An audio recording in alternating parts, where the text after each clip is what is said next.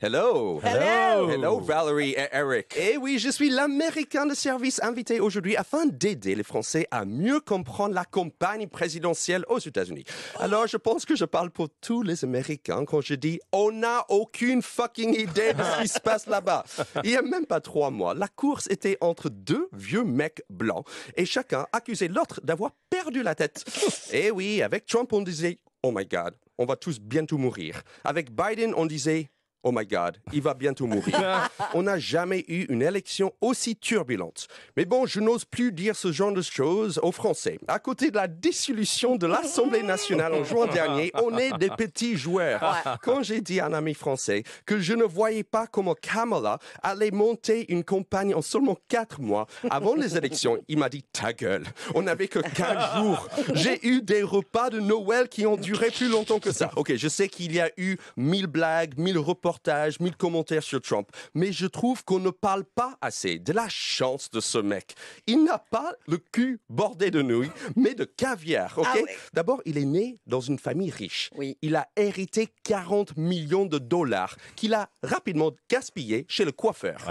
Puis, il a eu de nombreuses accusations de crimes et agressions sexuelles et a même été condamné plusieurs fois.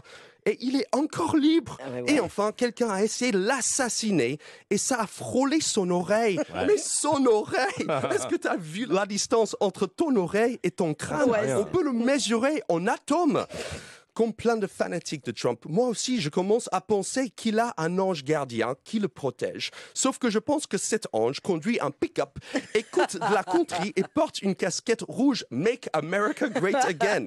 Et je pense que c'est partiellement pour ça que les gens vont voter pour lui dans un mois. Non. On a l'impression que s'il était dans un crash d'avion, Trump sortirait indemne et arriverait en forme à sa soirée chez Puff Daddy. De l'autre côté, on a Kamala Harris, évidemment, une femme moitié noire, moitié indienne. C'est le rêve éveillé de tous les progressistes. Elle coche toutes les cases du wokisme. Si elle était transgenre et végane, ça aurait été le jackpot.